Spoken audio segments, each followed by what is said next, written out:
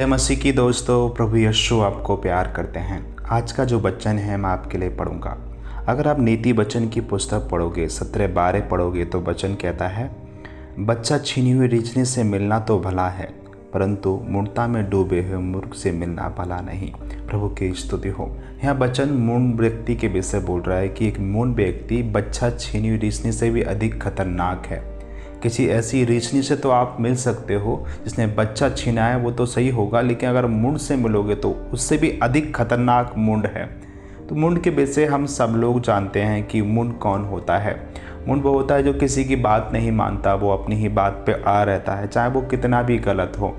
हम बाइबल में एक मूढ़ को देखते हैं। अगर आप शमूएल की पुस्तक पढ़ोगे 13:1-22 तक पढ़ोगे, वहाँ कहानी है एक मूढ़ के विषय में।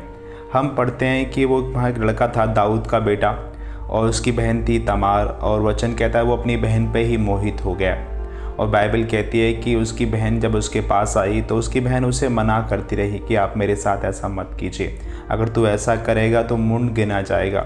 लेकिन वचन कहता है कि वो उसने बहन की एक बात नहीं मानी। परमेश्वर के वचन में भी लिखा है कि अपनी बहन का तन मत उगाड़ना। उसने परमेश्वर के वचन की भी बात नहीं मानी। वो किसी की भी बात को ना मान के अपनी चलाकर वो अपनी बहन को ही उसने भ्रष्ट कर दिया।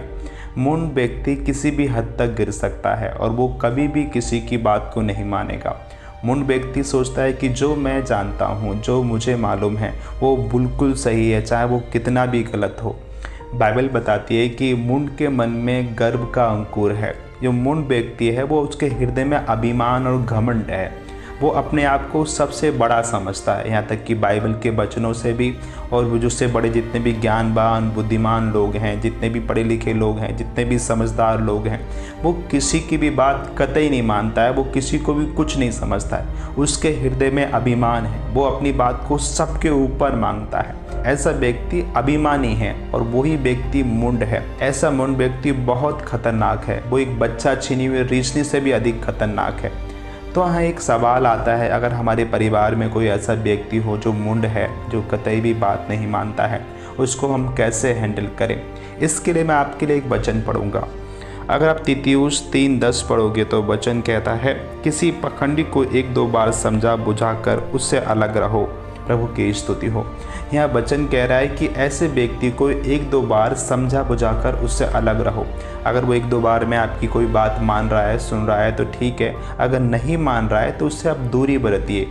उसके साथ कभी आप बहस मत कीजिए। उसको कभी कोई बात को समझाने की कोशिश मत कीजिए, क्योंकि वो आपकी बात को नहीं मानेगा।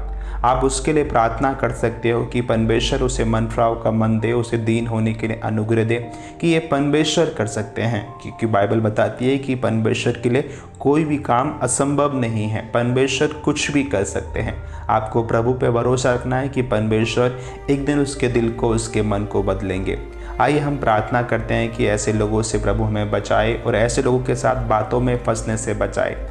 पिता परमेश्वर, मैं धन्यवाद करता हूँ तेरे प्यार के लिए, तेरी करुणा के लिए। प्रभु हमें के पिता परमेश्वर, कोई भी व्यक्ति है पिता परमेश्वर, ऐसे किसी मूढ़ व्यक्ति के साथ प्रभु परमेश्वर जो उलझ रहा है या उससे बहस कर रहा है या उसे सिखाने की कोशिश कर रहा है और फिजूल में अपने आप को प्रभु विपत्ति में डाल रहा है, ऐसे लोगों से बचने के लिए मदद कीजिए प्रभु। और लॉर्ड, मैं दुआ करता हूँ किसी के परिवार में अगर ऐसे मूढ़ लोग हैं प्रभु, तो मेरी प्रार्थना है कि प्रभु परमेश्वर लॉर्ड उन्हें मनफ्राव का मन दीजिए प्रभु। उन्हें दीन होने के लिए मदद कीजिए, उन्हें अनुग्रह दीजिए कि वो सत्य को जाने और सत्य उन्हें स्वतंत्र करे प्रभु।